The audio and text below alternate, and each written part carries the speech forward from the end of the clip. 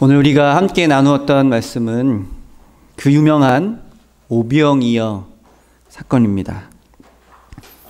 광야에서 예수님이 물고기와 떡, 굉장히 소박한 음식이지요. 이 소박한 음식을 많은 사람들과 함께 나누는 이 장면은 지난주에 우리가 보았던 그 헤롯이 왕궁에서 많은 사람들을 불러 모아 화려한 음식을 먹고 화려하게 잔치를 벌이는 그 장면과 매우 대조를 이루는 그런 모습입니다. 우리 성경은 그날 읽은 그 말씀만이 아니라 그 전과 후에 있는 말씀을 함께 보면 더 우리의 이해를 도울 텐데, 헤롯이 벌인 궁중잔치는 매우 방탕하고 그리고 하나님의 사람을 죽이는 그런 죽음의 잔치였습니다. 반면에 예수님께서 의자 하나도 없는 그런 빈들 광야에서 베풀어 주신 이 광야의 잔치는 많은 사람들이 굶주릴 뻔한 위험에서 그들을 먹이시고 그들의 생명을 살리는 그러한 잔치의 모습으로 우리에게 다가옵니다. 이 오병이어 사건은 초대교회에서 가장 많이 기억되고 또 이야기되고 또 적용되는 그러한 예수님의 기적 가운데 하나였고, 성경의 복음서에 나오는 기적 이야기 중에서 유일하게 마태, 마가, 누가, 요한 이 네 복음서에 다 소개가 되고 있는 매우 중요하고 의미 있는 그러한 사건이기도 합니다. 그리고 이 이야기는 구약의 여러 가지 사건과 연결이 되거나 혹은 기억나게 하는 그러한 기적인데요. 첫 번째로 오늘 우리가 읽었던 구약 본문처럼 엘리사가 많은 사람들에게 먹을 것을 주고 남은 이야기와도 연결이 되고, 또 출애굽기에 나오는 만나와 메추라기로 이스라엘 백성들을 광야에서 먹이신 하나님께서 하늘의 양식으로 수많은 백성들을 먹이신 이야기와도 연결이 되고 있습니다. 그리고 41절에 보면은 예수님께서 그 보리떡과 물고기를 축사하시고 떼어 나누어 주셨다 이렇게 표현하고 있는데, 이는 명백하게 성만찬을 가리키는 표시이기도 합니다. 예수님께서 성만찬 하실 때에 반복되는 표현이 뭐냐면 축사하시고 떼어 나누어 주셨다 라는 표현이 성만찬 제정의 언급인데, 이 광야에서 물고기 2마리와 보리떡 5개를 나눠줄 때도 마치 성만찬을 하듯이 그렇게 나누어 주고 있습니다. 그리고 그 남아있는 음식물을 모은 광주리가 12광주리라고 하는 이 숫자를 통해서 이스라엘의 회복과 하나님의 온전하신 은혜가 그들에게 임한다는 것을 또한 보여주고 있습니다. 그래서 지금 언급된 이 내용들을 우리 한 가지씩 좀 깊이 생각해 보면서 오늘 우리에게 주시는 이 오병이어의 의미와 또 그 은혜가 어디에 있는지를 한번 나누고자 합니다. 일반적으로 이 이야기는 예수님께서 놀라운 일을 벌이셨다 하는 예수님의 기적 이야기 중에 대표적인 기적 이야기로 소개가 되고 있습니다. 그런데 성경의 다른 기적 스토리와는 좀 다른 패턴을 보여주고 있습니다. 병든 자를 낫게 하거나 혹은 귀신을 쫓아내는 예수님의 기적은 그것을 바라보는 사람들이 매우 놀라거나 아니면 큰 감동을 받거나 예수님이 얼마나 대단하신 분인가 라는 어떤 그러한 암시를 주고 있습니다.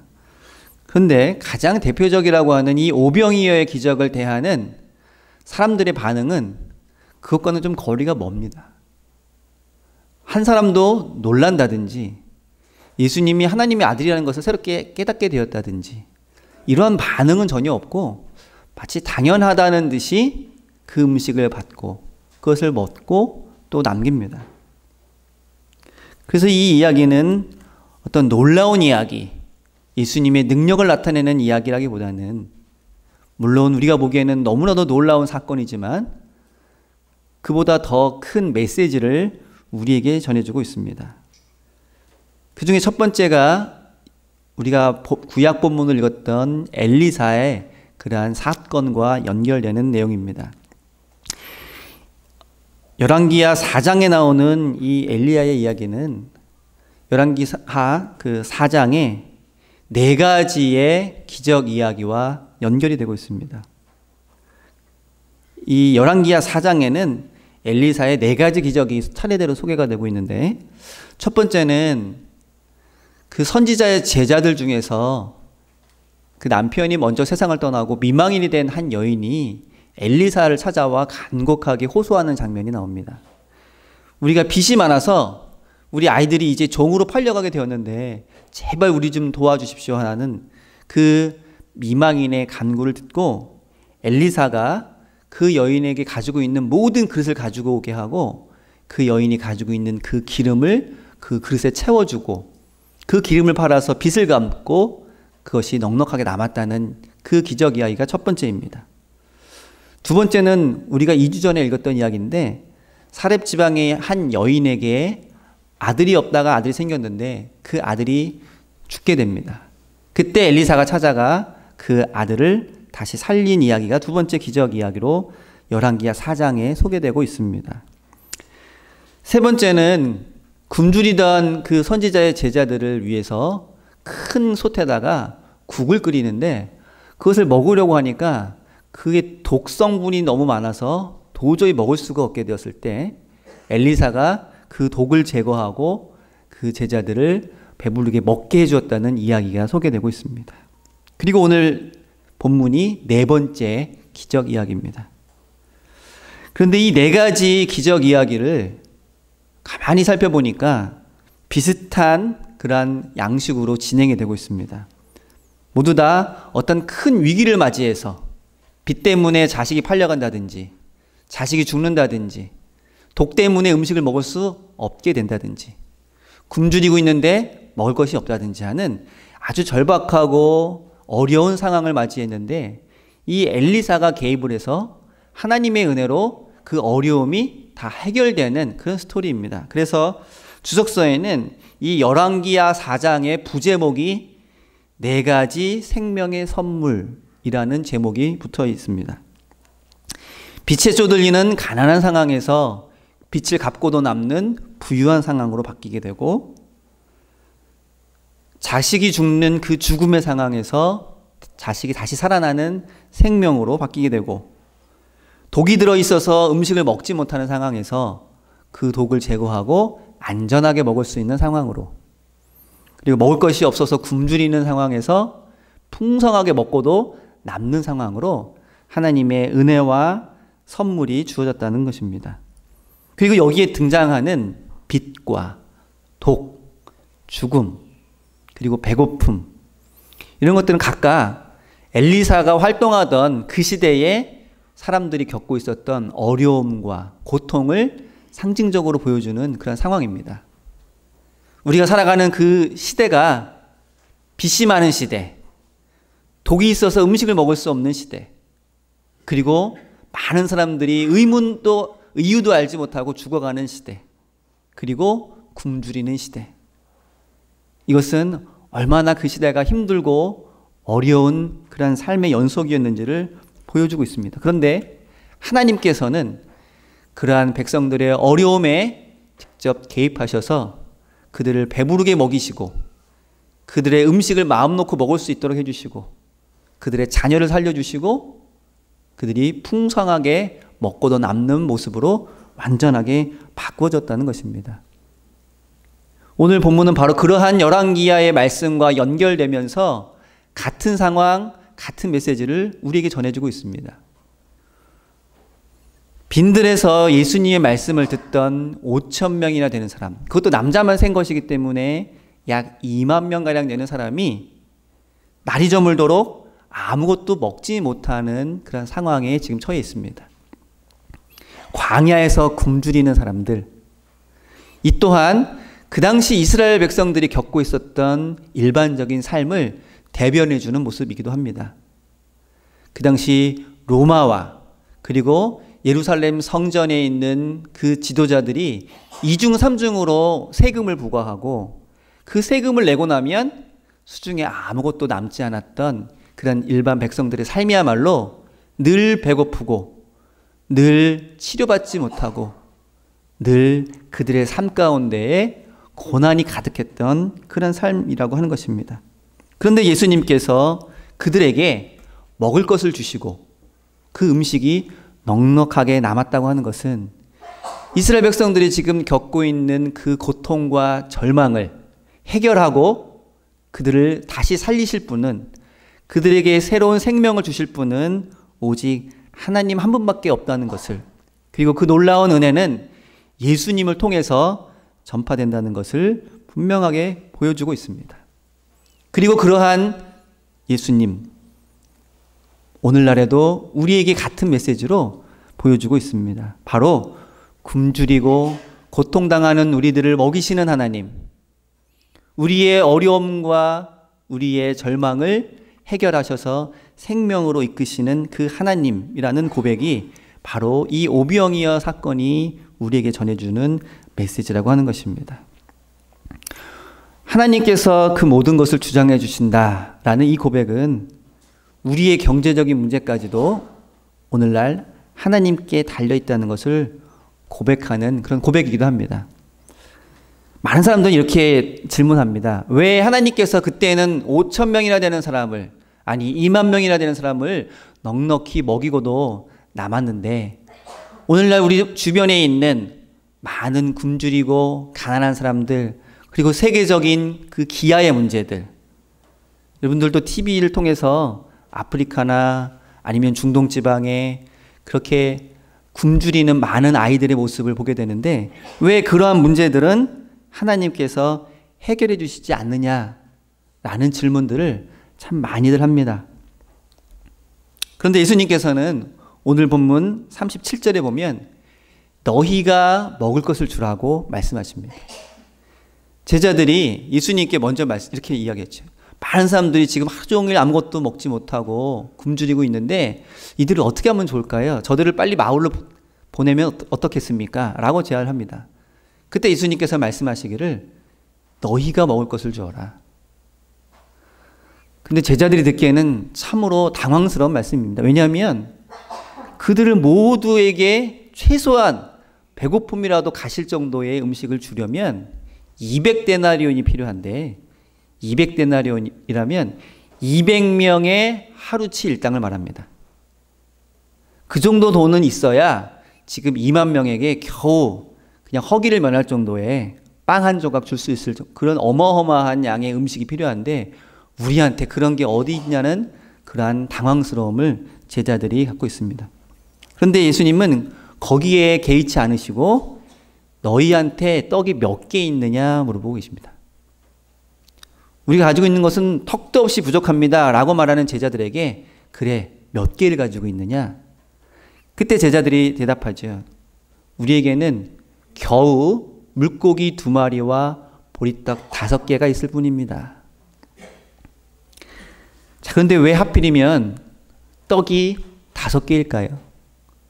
왜 하필이면 물고기가 2마리일까요? 예수님도 이 사람들을 먹일 수 있는 방법을 말씀해 주신 게 아니라 몇 개가 있느냐 숫자를 물어보십니다. 제자들도 처음에는 나름대로 방법을 제시했지만 예수님이 몇 개라는 숫자를 물어보시니까 그들도 5개와 2개라는 숫자로 대답을 합니다. 이것은 단순히 적은 양이라는 뜻만 포함된 것이 아니라 그 당시 초대교회에서는 굉장히 의미 있는 숫자를 말합니다. 5개와 2개. 무엇을 말할까요? 성경에서 이 5개와 2개는 무엇을 말하는 것이겠습니까? 먼저 떡은 성경에서 보면 항상 하나님의 말씀을 상징합니다. 예수님은 요한복음에서 나는 생명의 떡이다 라고 말씀하시기도 하셨습니다.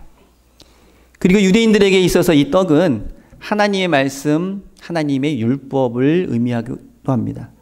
그래서 5개입니다. 바로 모세의 오경이 5권의 책으로 이루어져 있고 그것을 이스라엘 백성들은 자신들의 생명을 보장해주는 하나님의 말씀이라는 의미로 늘 여기고 있었기 때문입니다. 그렇다면 두 개는 무엇을 말할까요? 특히 물고기가 두 마리 있다고 하는 것. 초대교회에서 예수님을 따르는 성도들을 가리키는 상징이 바로 물고기입니다. 여러분 가끔 지나가는 차를 보면 차 뒤에다가 물고기 모양의 스티커를 붙이는 차를 아마 볼 수 있을 것입니다. 그리고 그 가운데에 익투스라는 그러한 헬라어가 쓰여져 있습니다. 그것이 바로 초대교회에서 서로 예수님을 따르는 성도라는 표시로 그들이 마치 암호처럼 상징처럼 쓰던 그러한 것이 바로 물고기인데, 예수님을 따르는 자, 그러면 예수님께서 말씀하시는 것을 전적으로 따르고 그것을 늘 기억하는 자들에게 있어서 이 두 개라는 숫자는 바로 서기관과 예수님의 대화 속에 나온 우리가 가장 중요하게 여기는 하나님의 말씀이 무엇입니까? 라고 할 때 예수님께서 말씀하시기를 하나님을 사랑하고 내 이웃을 사랑하는 것, 이 두 가지다 라는 것을 말씀해 주셨습니다. 그래서 초대교회에서 이 물고기 두 마리는 바로 하나님을 사랑하고 이웃을 사랑하는 초대교회 성도들을 의미하는 것입니다. 그렇다면 예수님이 너희에게 몇 개가 있느냐고 물어보셨을 때 물고기 두 마리와 떡 5개가 있다고 하는 말은 우리에게는 하나님의 말씀, 율법이 있고 예수님께서 가장 중요하다고 말씀해 주셨던 하나님의 사랑과 하나님을 사랑하는 것과 이웃을 사랑하는 그 말씀이 우리에게 있습니다라는 것입니다.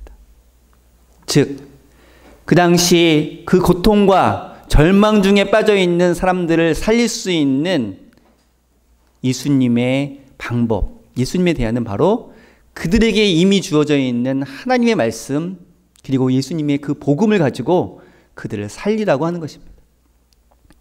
그 상징적인 의미를 가지고 예수님께서는 그 떡과 물고기에 축사하시고 그것을 나눠주셨습니다.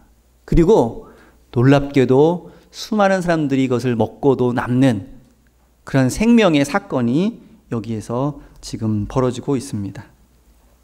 우리에게 하나님의 말씀이 있다면, 우리에게 예수 그리스도의 복음이 있다면 지금 절망과 고통 중에 있는 이들, 굶주림과 가난과 그리고 병고로 힘들어하는 이들을 능히 살릴 수 있다는 그 메시지를 예수님께서는 이 오병이어의 사건을 통해서 우리에게 보여주고 있다는 것입니다.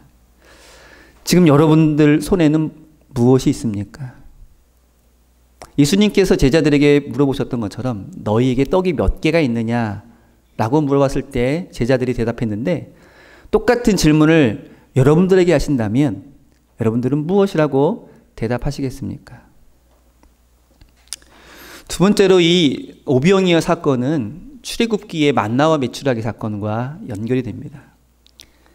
우리 성경을 볼 때 좀 큰 그림으로 볼 필요가 있는데, 출애굽기의 흐름을 보면 먼저 애굽에서 10가지의 재앙, 하나님께서 이집트의 신들을 심판하는 10가지의 재앙이 있고, 그 다음에 홍해바다를 건너고, 홍해바다를 건넌 다음에 광야에서 만나와 메추라기를 주시는 사건으로 이렇게 연결이 됩니다.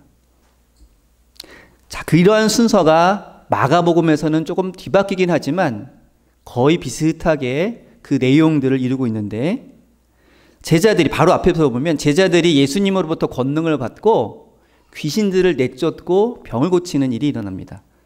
마치 모세가 하나님의 말씀을 전파하면서 이집트의 그 신들을 심판하는 것처럼 제자들이 예수님으로부터 권능을 받아서 귀신들을 내쫓고 병을 고치는 그런 사건이 있습니다. 그리고 오늘 광야에서 5,000명을 먹이시는 그런 사건이 등장합니다. 그리고 바로 우리가 다음 주에 보게 될 내용에서는 예수님이 무리를 걷는 사건, 그리고 그 제자였던 베드로가 예수님을 따라서 무리를 건넌 사건, 그것이 이어지고 있습니다. 그래서 이 이야기는 출애굽에서 하나님이 이방의 신들을 심판하시고 하나님의 백성들을 먹이시고 그들에게 바다를 건널 수 있는 그들의 길을 인도하시는 것처럼 신약시대에도 예수님과 그 제자들이 세상의 악한 세력들을 물리치고 그리고 굶주리고 어려움에 처해 있는 하나님의 백성들을 먹이시며 그들과 함께 바다라고 하는 죽음의 세력을 이기신다는 것을 보여주는 이 큰 흐름 가운데 오병이어 사건이 놓여 있다고 하는 것입니다. 이에 대해서는 우리 다음 주에 더 구체적으로 자세하게 살펴보도록 하겠습니다. 또한 이 오병이어 사건은 아까도 말씀드린 것처럼 예수님의 성만찬 사건을 미리 보여주고 있습니다. 마가복음 14장 22절에 예수님께서 성만찬을 베푸실 때 이렇게 이야기하고 있습니다. 그들이 먹을 때 예수께서 떡을 가지고 축복하시고 떼어 제자들에게 주시니. 그런데 오늘 본문의 오병이어 사건의 41절에도 보면 예수님께서 그 떡을 들고 축사하시고 떼어서 나눠주라고 하십니다. 이 똑같은 단어를 성만찬과 오병이어 사건에서 기록하면서 이 마가복음은 지금 예수님께서 광야에서 베풀어 주시는 이 5,000명을 먹이신 사건이 이후에 나타날 성만찬 사건을 미리 보여주는 것이라고 강하게 이야기를 하고 있습니다. 즉 오병이어 사건은 광야에서 베풀어 주신 성만찬이라는 것입니다. 자, 성만찬의 의미가 무엇입니까? 성만찬. 예수님께서 뭐라고, 우리 지난주에 성만찬을 했는데요. 그 떡은 너희를 위해 나눠주는 내 몸이다. 그 포도주는 너희를 구원하기 위해서 흘린 나의 피다라는 것입니다. 즉, 성만찬을 통해서 나누어주는 떡과 포도주는 단순한 음식이 아니라 예수님의 살과 예수님의 피, 예수님의 죽음의 희생이 없으면 나눠질 수 없는 그것을 우리에게 주신다는 그 의미를 담고 있습니다. 그렇다면 지금 광야에서 5,000명에게 나눠주시는 이 물고기와 떡은 단순한 음식이 아니라 바로 예수님의 살과 피, 우리를 위해서 희생하시는 예수님의 희생이라고 하는 그 의미를 담고 있습니다. 즉 5,000명, 2만 명에게 나눠주시는 이 물고기와 떡은 바로 예수님의 살, 예수님의 피, 예수님의 희생과 예수님의 죽음을 통해서 우리를 살리시는 그 의미를 갖고 있다고 하는 것입니다. 여러분, 음식이라는 게 어떻습니까? 일단 우리가 먹기 위해서는 그 음식의 원재료들은 죽어야 되죠. 채식이 되었든 육식이 되었든 물론 생식을 하긴 하지만 이미 우리 입속에 들어가는 순간부터 그 원래의 생명은 죽어야만 합니다.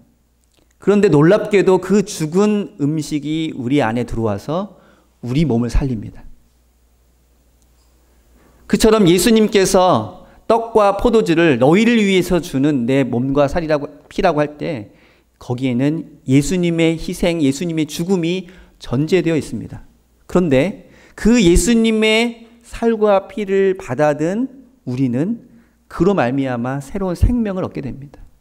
그렇기 때문에 이 오병이어 사건은 그러한 성만찬의 예수님의 희생과 헌신을 우리에게 보여주고 있습니다. 끝으로 이 오병이어 사건을 가만히 읽어보면 앞에서 계속 반복되었던 12이라는 숫자가 부각이 되고 있습니다. 마지막에 보면 6장 43절과 44절을 보면 남은 떡 조각과 물고기를 12바구니에 차게 두었으며 떡을 먹은 남자는 5,000명이었더라 라고 하면서 굳이 먹고 남은 그 숫자를 굳이 우리에게 알려주고 있습니다. 여러분, 배불리 먹었다는 것에만 만족한다면 몇 광주리가 남았는지는 사실 그렇게 중요하지 않습니다. 배고팠던 사람들이 충분히 먹었다라는 것에 초점이 있다면 그것이 5광주리가 남든 혹은 10광주리가 남든 별로 중요하게 여기지 않을 수도 있을 것입니다. 그런데 굳이 복음서에는 남은 광주리의 숫자가 12라고 분명하게 우리가 기억해 주기를 바라면서 말하고 있습니다. 그리고 이것은 그 앞에서부터 계속 나와 있던 12명의 제자와 야이로의 딸이 12살이라는 것과 혈루증 앓는 여인이 12년 동안 앓았다는 것, 그것을 계속해서 보여주는 것과 같은 메시지를 우리에게 전해주고 있습니다. 성경에서 말하는 이 12는 완전한 숫자, 하나님의 축복, 그리고 온전한 이스라엘 이런 것들을 의미하면서 상징적으로 계속 쓰여지고 있습니다. 구약에 보니까요. 사사기 20장에 베냐민 지파와 나머지 지파들이 전쟁을 일으킵니다. 당연히 한 지파였던 베냐민 지파가 패하고 베냐민 지파는 이제 이스라엘 12지파 가운데 없어질 위기에 처해 있습니다. 그랬더니 죽자사자 베냐민 지파와 전쟁을 벌였던 나머지 지파들이 뒤늦게 후회를 합니다. 이러다가 베냐민 지파가 없어지는 것이 아니냐. 이러다가 이스라엘이 12지파가 아니라 11지파가 되는 것이 아니냐라고 하면서 후회를 합니다. 사사기 21장 6절에 보니까 이스라엘 자손이 그들의 형제 베냐민을 위하여 뉘우쳐 이르되 오늘 이스라엘 중에 한 지파가 끊어졌도다. 그러면서 뒤늦게 이 베냐민 지파를 유지할 수 있는 방안을 총동원해서 그 지파가 없어지지 않게 합니다. 왜냐하면 이스라엘 백성들은 11지파라는 것을 상상할 수 없기 때문에 그렇습니다.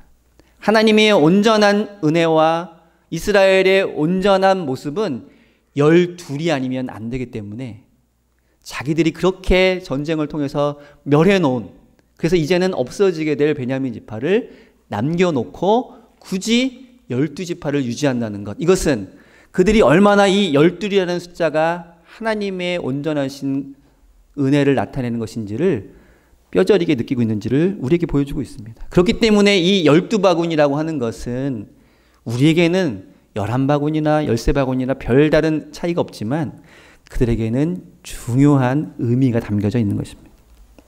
곧 그 많은 고통과 절망의 삶을 살아가고 있는 그 당시의 유대인들을 하나님께서는 온전하게, 그리고 예전에 베풀어졌던 그 축복을 그대로 베풀어 주실 것이라는 그 희망과 그 믿음을 이 12바구니에 담고 있는 것입니다. 이 12바구니의 은혜가 저와 여러분들의 삶에도 넘쳐날 수 있기를 바랍니다. 하나님께서 온전하게 하시는 그 은혜와 우리에게 베풀어 주시는 그 완전하신 그 축복이 우리 수석교회에도 늘 함께 임하기를 바랍니다. 오늘날 이 세상을 살아가는 저와 여러분들의 삶은 어떻습니까? 예수님 당시 사회처럼, 그리고 엘리사가 살았던 사회처럼 오늘날에도 많은 가난하고 궁핍한 자들이 우리와 함께 이 시대를 살아가고 있습니다. 그런데 그들의 그 어려운 삶은 단순히 그들의 책임으로만 돌리기에는 너무나도 억울하고 너무나도 이치에 맞지 않는 그런 모습들이 있다는 것을 우리는 잘 알 수 있습니다. 쉽게 말해서 누군가 가난하고 궁핍한 삶을 살고 있다면 예전에는 쉽게 그 사람이 게을러서, 그 사람이 능력이 없어서 이렇게 개인의 탓으로만 돌렸습니다. 하지만 우리는 이제 이 복잡한 세상을 살아오면서 한 사람의 가난함과 어려운 삶의 형편이 꼭 그들의 책임만이 아니라는 것을 우리는 알고 있습니다.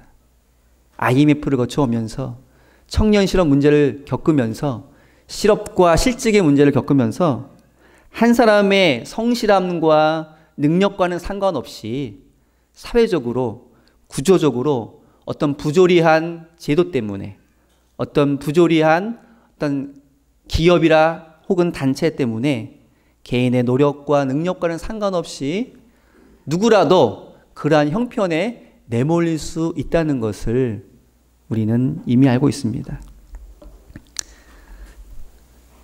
미국의 가장 악명 높은 그런 사회제도 중에 하나가 바로 의료보험체제죠. 의료보험체제. 저도 5년 반 동안 미국에 있으면서 가장 많이 걱정했던 게 뭐냐면 혹시 아플까 봐 걱정했습니다.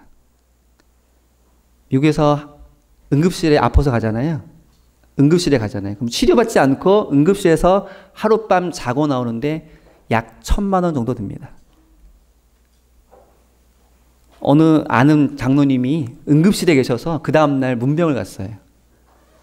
아주 좋은 그런 개인 병실에서 이렇게 그 다음날 회복을 하고 계신데 제가 궁금해서 여쭤봤습니다.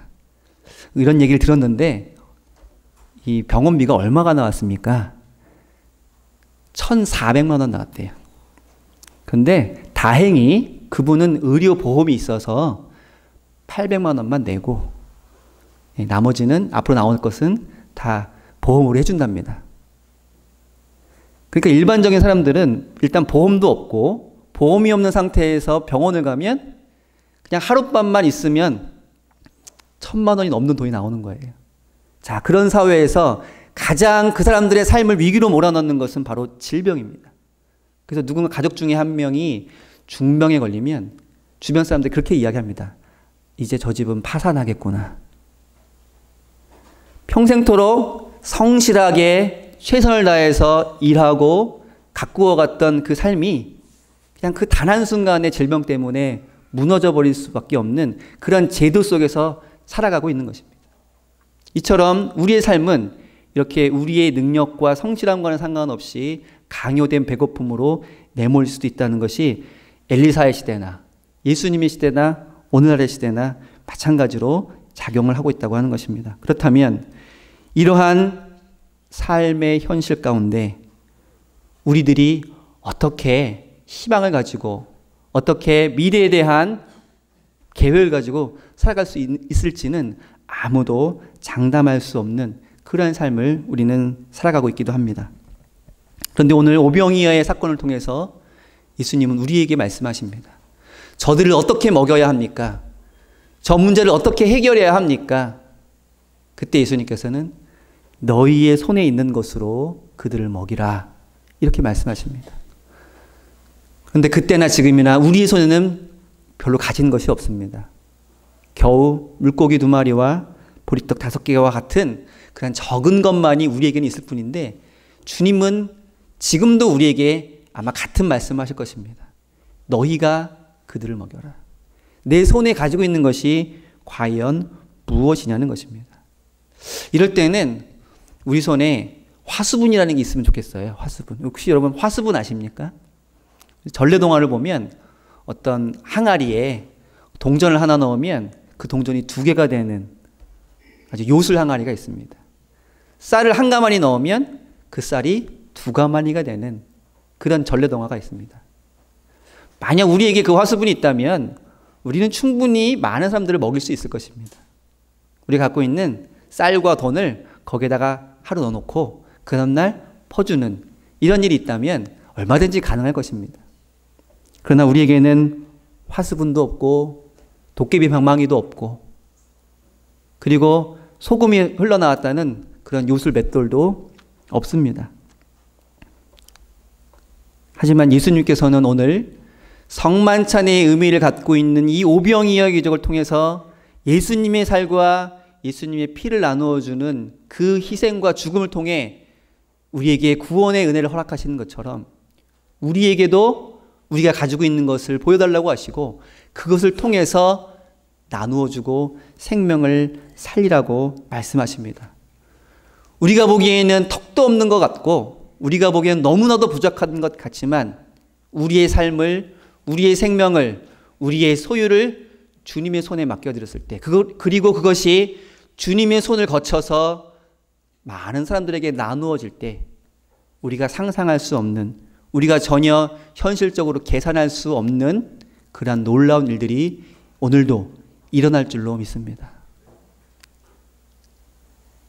오늘날 우리가 안고 있는 많은 문제와 많은 어려움들은 하늘에서 무언가 뚝딱 떨어지는 그러한 신기한 방법으로 해결해 나가고 이루어지는 것이 아니라 바로 그 말씀을 믿고 그 말씀을 실천하는 우리의 삶을 통해서 그리고 헌신된 그 인생을 통해서 비록 더디지만 느리지만 한 걸음 한 걸음씩 바뀌어지고 새로운 역사를 이루어갈 줄로 믿습니다.